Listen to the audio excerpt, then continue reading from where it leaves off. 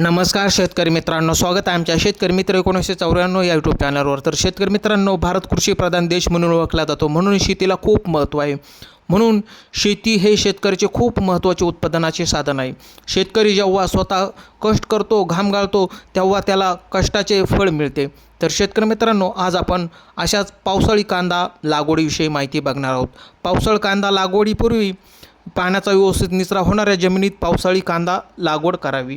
लागवडीपूर्वी शेणखत आणि रासायनिक खते यांचा व्यवस्थित मात्रा देऊन कांदा लागवड करावी। सरीमध्ये किंवा वाफ्यामध्ये लागवड केलेली कधी पण चांगली असते, जेणेकरून आपले उत्पन्न चांगले निघेल।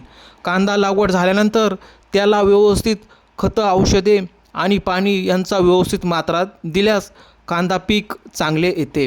आणि शेतकरी मित्रांनो, तुम्ही बघू शकता ही लागवड वाफ्यामध्ये केलेली आहे, तर खूप छान प्रकारे ही लागवड केलेली आहे।